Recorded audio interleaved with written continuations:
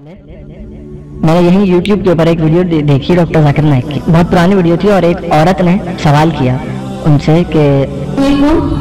میرا سوال ذاکر بھائی سے ہے کہ ہمارے یہاں اسلام کو ایک نیا شکل دیا گیا ہے، وہ تبلیغی جماعت کے نام سے مشہور ہے، جس میں مسلمان جو ہیں وہ 40 دن اپنے گھروں کو چھوڑ کر مسجدوں میں رہتے ہیں،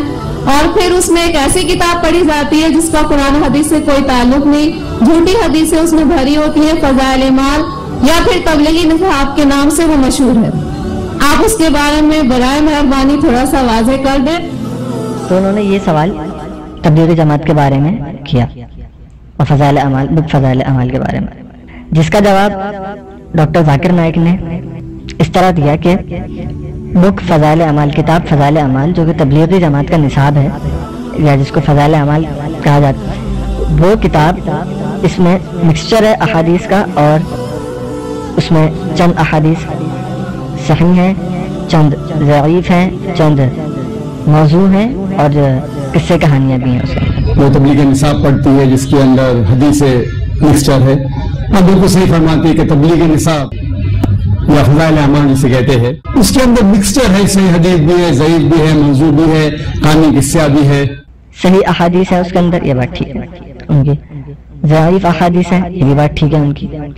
ہاں، تیسری اور چوتھی بات جو انہوں نے کری کہ اس میں موضوع احادیث ہیں اور قصہ کہانیاں بھی۔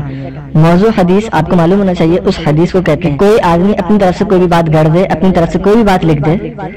تو اور اس کو مشہور کر دے کہ حدیث ہے، یعنی کسی بھی روایت کی کوئی بھی دلیل نہ ملتی ہو اس طرح، تو اس حدیث کو یعنی اس بات کو موضوع حدیث کہا جاتا ہے، یعنی کہ کسی نے نعوذ باللہ حضور صلی اللہ علیہ وسلم کی طرف سے بات باندھی کہ حضور صلی اللہ علیہ وسلم نے بات فرمائی، تو اس کو موضوع کہتے ہیں۔ ایسا ہرگز نہیں ہے کہ فضائل اعمال کے اندر کوئی موضوع حدیث ہو۔ آگے ڈاکٹر ذاکر نائک صاحب فرماتے ہیں کہ تو اسے ساری حدیث کو ماننا اور ساری حدیث پر عمل کرنا صحیح نہیں، تو اسے سارے حدیث کو ماننا اور سارے حدیث کو عمل کرنا صحیح نہیں، ہمیں عمل کرنا چاہیے صرف صحیح حدیث پہ۔ دیکھیں حدیث صحیح ہو یا ضعیف ہو، ماننا تو ہمیں ہر حدیث کو ہے، کیونکہ بخاری شریف جو کہ سب سے زیادہ محقق کتاب ہے احادیث کی،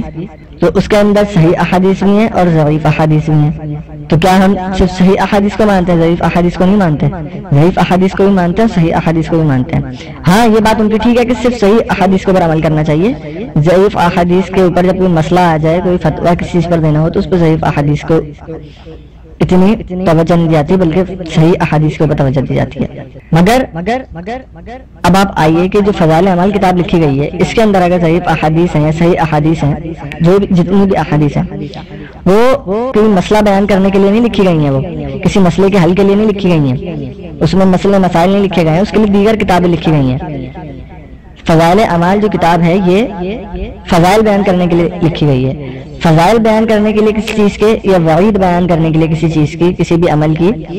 آپ صحیح حدیث بھی سنا سکتے ہیں اور ضعیف حدیث بھی سنا سکتے ہیں۔ ہاں جب بات مسئلے کے اوپر آ جائے، کوئی مسئلہ حل کرنا ہو، کسی چیز کا فتویٰ لینا ہو مفتی سے، تو وہاں پر صحیح احادیث کی رعایت لازمی ہوتی ہے کہ صحیح حدیث ہوئے گی تو اس کے اوپر فتویٰ دیا جائے گا۔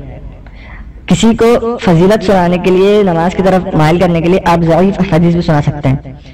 جہاں تک موضوع کی بات رہی تو موضوع تو اپنی طرف سے گڑی ہوئی بات ہے، تو اس کا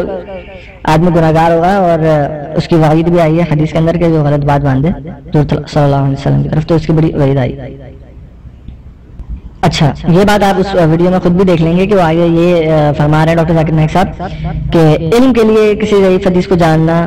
وہ ٹھیک ہے، مگر حجت کے لیے وہ ٹھیک نہیں ہے، باقی حجت قائم کرنا کسی ضعیف حدیث سے یا موضوع سے یہ صحیح نہیں ہے۔ مطلب ان کی بات کا جو مفہوم ہے سن بھی لیا، ہمیں عمل کرنا چاہیے صرف صحیح حدیث پہ،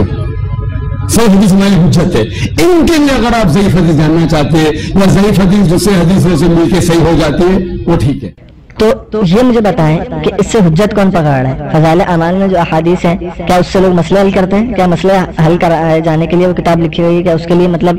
جو تبلیغ جماعت والے اس میں سے مسائل نکالتے ہیں؟ نہیں، ایسا ہرگز نہیں ہے۔ وہ اس میں سے صرف فضائل بیان کرتے ہیں، وعید اگر کوئی آئی ہے تو وعید بیان کرتے ہیں، مسائل دیگر کتابیں ہیں، دیگر مفتیان کے پاس جاتے ہیں، فتاوی کی بڑی بڑی کتابیں ہیں، احادیث کی بڑی بڑی کتابیں ہیں، سیاستہ ہیں، ان میں سے مسائل نکالے جاتے ہیں۔ تو یہ بات جو انہوں نے ادھر اس طرف گھما دی تو یہ بات بھی غلط ہے ان کی۔ آگے انہوں نے ایک اور بات بولی اس کے بعد ہی کہ کچھ مسلمان اس کو یعنی فضائل اعمال جیسی کتاب کو قرآن سے زیادہ اہمیت دیتے ہیں، ہمیں قرآن کے اوپر عمل کرنا چاہیے۔ یہ افسوس کی بات ہے کچھ مسلمان ایسی کتابیں جیسے تبلیغ نصاب ہو اس کو قرآن سے زیادہ اہمیت دیتے ہیں، جو غلط ہے، ہمیں قرآن پہ عمل کرنا چاہیے۔ ہمارے نزدیک تبلیغ جماعت والوں کے نزدیک، علماء اہل سنت والجماعت کے نزدیک قرآن سے زیادہ معتبر کوئی کتاب نہیں۔ کسی عالم دین نے، علماء اہل سنت والجماعت دیوبند میں سے کسی نے بھی فضائل اعمال کو قرآن سے اوپر یا کسی حدیث کی یعنی کہ سیاست سے بخاری شریف، مسلم شریف، ترمذی شریف کے برابر، اس کے مساوی یا اس سے اوپر لکھا ہو یا کہیں کہا ہو، کسی نے بیان کیا ہو تو آپ مجھے بتائیں۔ یہ بات بالکل غلط ہے، تو یہ الزام بھی ان کا جھوٹا ہے ہمارے اوپر کہ مسلمان سے کیا مراد ہے، یعنی تبلیغی جماعت کے بارے میں سوال ہو رہا ہے تو اس وقت انہوں نے جو مسلمان لفظ کہا کس کے لیے کہا؟ انہی کے لیے کہا نا۔ کون سمجھتا ہے؟ کوئی نہیں سمجھتا۔ سب قرآن کو زیادہ، سب سے بڑی کتاب اللہ تعالیٰ کی قرآن ہے، اللہ تعالیٰ کا کلام ہے، اللہ تعالیٰ کی ذات سے نکلا ہوا کلام ہے، تو یہ ان کا الزام بھی غلط ہے، سوچنے کی بات ہے۔ اب آ جاتے ہیں اگلے سوال کی طرف جس کا انہوں نے جواب دیا،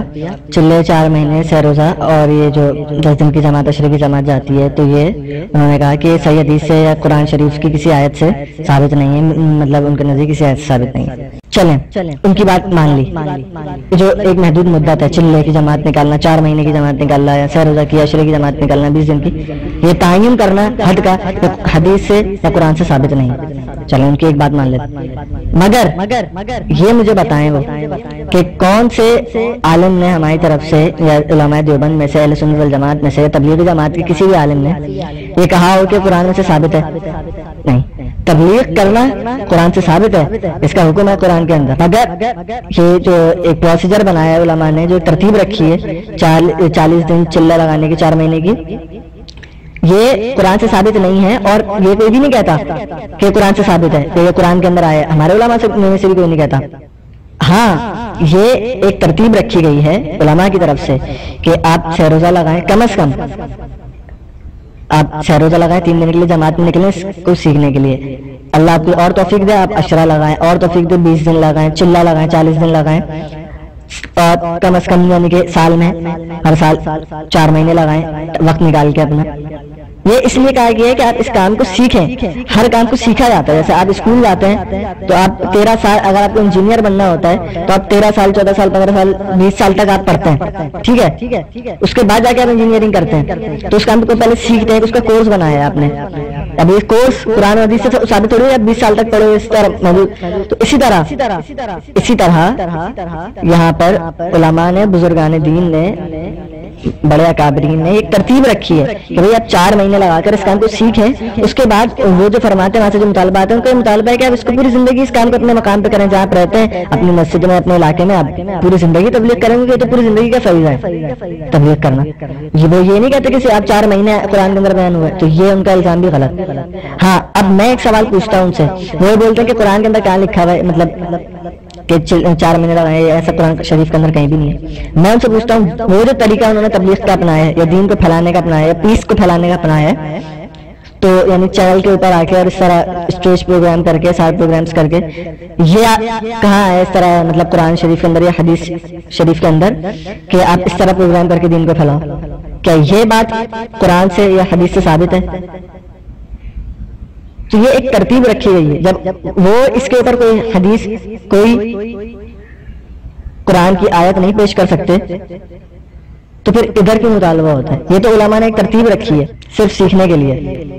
تو جیسا کہ وہ کہتے ہیں کہ آپ قرآن اور حدیث سے جو ہے ثبوت پیش کرو، اگر آپ ثبوت پیش کرو گے تو میں کہوں گا صحیح ہے، اگر آپ ثبوت نہیں پیش کر سکیں گے تو میں کہوں گا غلط ہے۔ اور جو سوال تھا کہ 40 دن، ایسا کوئی میں قرآن مجید کی کوئی آیت نہیں جانتا ہوں جس میں لکھا ہوا ہے کہ 40 دن کے لیے آپ کدھر جاؤ، یا کوئی صحیح حدیث میں نہیں جانتا ہوں جس میں لکھا ہوا ہے کہ 40 دن کے لیے آپ کام چھوڑ کے کچھ جانا چاہیے، یا گشت ہوتا ہے ہفتے میں 1 بار، مہینے میں کم از کم 2 بار، سال میں کم از کم 3 دن، زندگی میں کم از کم سال میں 40 دن، مہینے میں 3 دن، زندگی میں کم از کم 1 بار 4 مہینے۔ یہ سب چیز کچھ قرآن سے حدیث سے ثابت نہیں ہے، قرآن سے حدیث ثابت نہیں۔ لیکن تو جو بھی عالم کچھ بھی آپ سے کہتا ہے اس سے پوچھئے،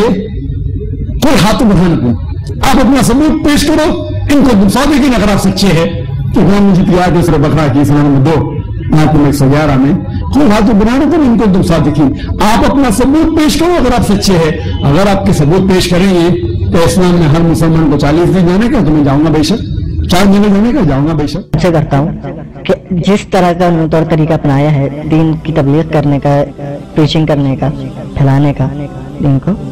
یعنی چینل کے ذریعے جو بھی وہ کر رہے ہیں، ٹھیک ہے، تو کیا یہ قرآن و حدیث سے ثابت ہے کہ اس طرح چینل پر آنا اور اس طرح پروگرام کرنا یہ قرآن و حدیث سے ثابت ہے؟ نہیں۔ پلیز اس بارے میں غور کریں، سوچیں۔